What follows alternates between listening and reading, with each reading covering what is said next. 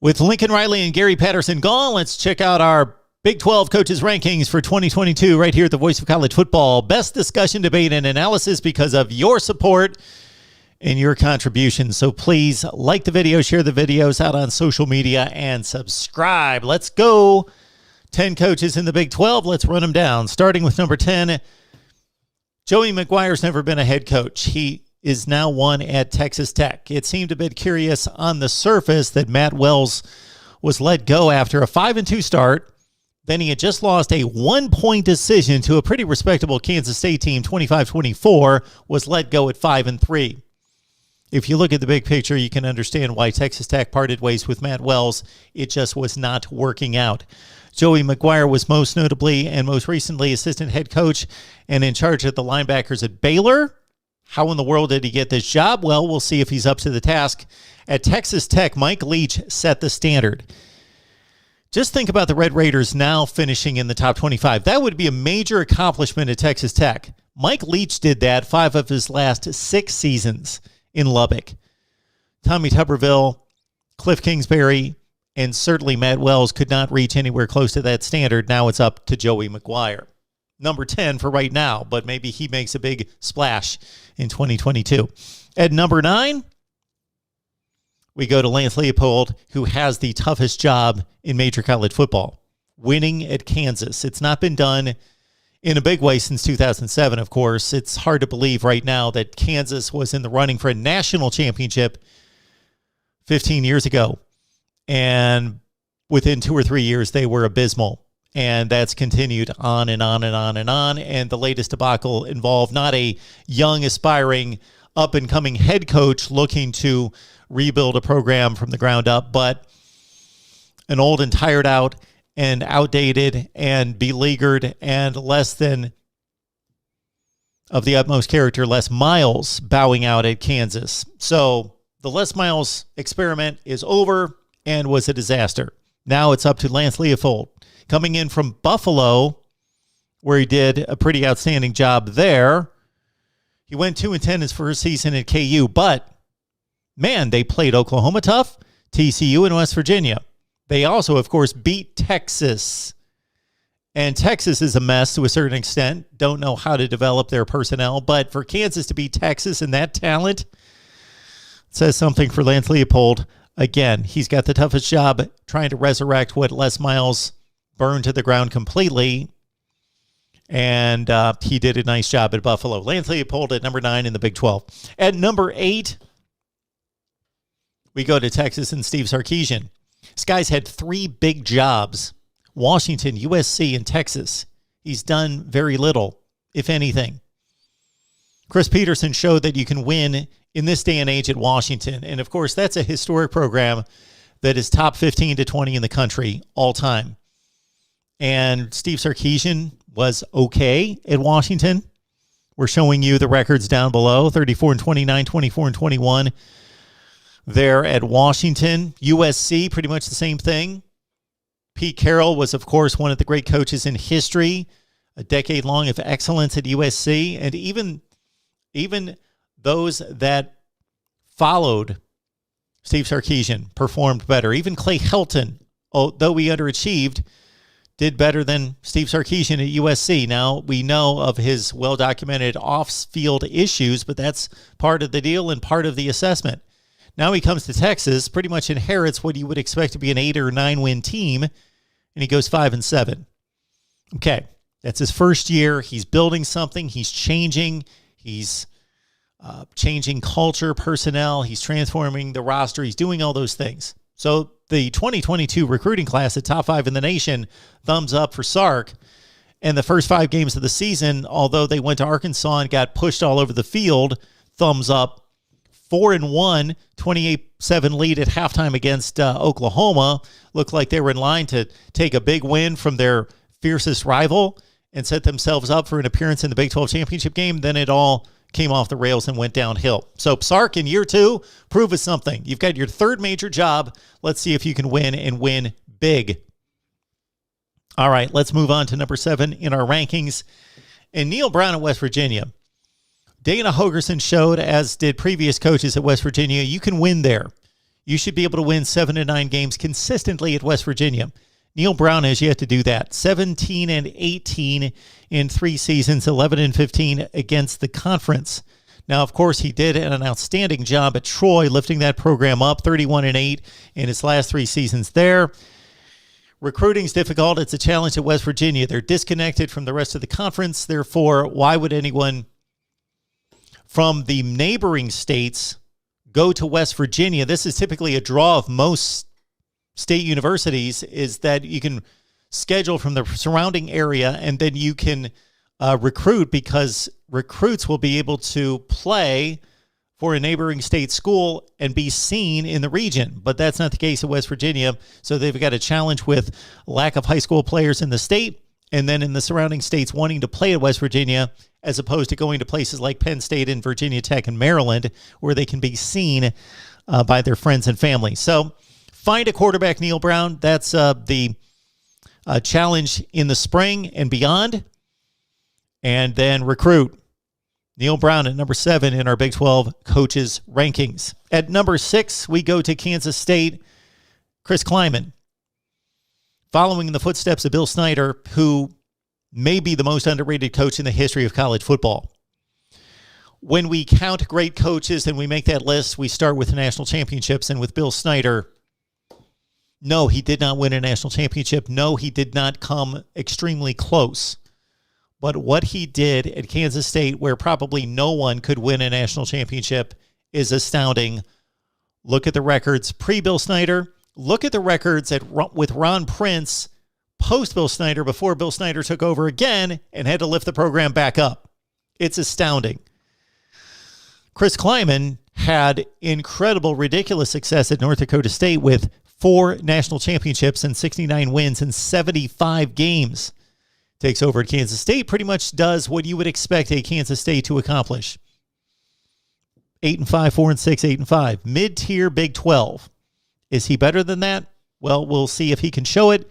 Right now, he's recruiting in the low 60s, but that was the Bill Snyder formula for success at K-State. Our 6th-ranked coach in the Big 12 is Chris Klieman, Kansas State. At number 5, we go to TCU and Gary Patterson's replacement. Of course, Patterson has moved on as a defensive analyst at Texas. Sonny Dykes went 18-8 at Louisiana Tech to get him the Cal job. At Cal, he developed a really good offense with the likes of Jared Goff and others, NFL skill position players, but the defense he never was able to fix. He's an offensive guy. Of course, that's his legacy from his father, Spike Dykes. But he went 10-26 in the Pac-12 at Cal. Then he goes to SMU and was a pretty strong success there. 25-10 in 3 seasons at SMU. That sets him up for his second go at a Power 5 job here at TCU. And he's beaten the Horned Frogs, ironically, the last 2 seasons in 2020 and 21. Offensive-minded Sonny Dykes comes to TCU, and we'll see how he does. Right now, he's our 5th-ranked coach in the Big 12. At number 4, we go to OK State and Mike Gundy. Mike Gundy's pretty comfortable with going 8-4, and as soon as I kept saying that, and it proved to be true for a number of years, bam, he hit us with an almost Big 12 championship and almost college football playoff appearance. Mike Gundy took what Les Miles did, which we cut on Les Miles, and rightfully so, but he did build the Oklahoma State program. But Mike Gundy elevated the Cowboys program. And this time 10 years ago, after appearing in a BCS bowl game in 2011 and almost getting to a national championship game, it looked like the Oklahoma State program was ready to ascend and join the elite. But it's flatlined, and pretty much 8-4 has been Oklahoma State ever since, and Mike Gundy's been pretty comfortable with that, seemingly, until, again, last year. They put together a tremendous defensive effort under Jim Knowles, who's now at Ohio State. So that could prove to be a big loss, although Derek Mason is quite capable coming in from Auburn. So an offensive-minded coach in Mike Gundy is showing us something similar to what Steve Spurrier showed us at South Carolina. You take the fun and gun of Steve Spurrier at Florida. You take away his offensive personnel. He turned out to be a legitimate head coach that could run the ball and play defense and win that way as well. Mike Gundy's doing that in recent seasons with Spencer Sanders at quarterback. Mike Gundy's our 4th ranked coach in the Big 12. At number 3, we go to a coach who has never coached a game as the head coach anywhere in college football, and he takes over one of the elites, one of the blue bloods at Oklahoma, and that, of course, is Brent Venables. He's got no track record, but I've got him number 3 in the Big 12. I'm projecting here. I believe he's going to be an outstanding head coach. All the returns in the offseason, and I know it's the offseason, he has yet to get punched in the mouth, yet to blow a fourth quarter lead, yet to be embarrassed by somebody else's game plan. But Brent Venables, over a decade at Clemson, not only proved to be a defensive wizard, a genius, a guy that just about any acclaimed football coach points to and says he's one of the 2 or 3 best in the country to do that. But in addition to that, he was part of the culture build at Clemson. Next to Dabo Swinney, he was the guy. He was the mainstay, and the players love him.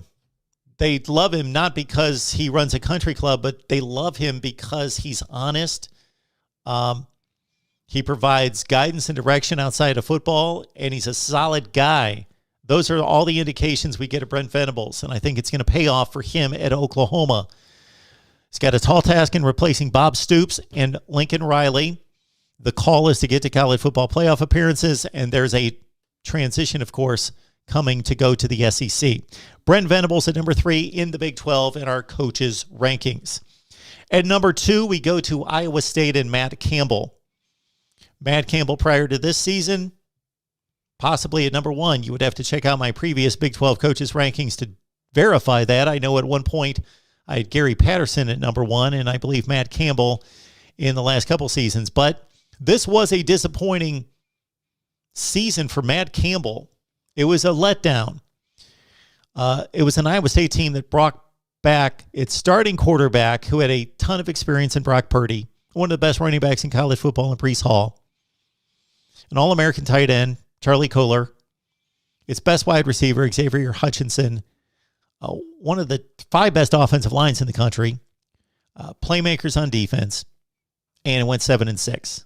It was set up for Iowa State to challenge for the Big 12 championship and a college football playoff appearance, and it was disappointing. Does that mean Matt Campbell's a bad coach suddenly? Absolutely not. He just hasn't shown us that he can elevate all the way through.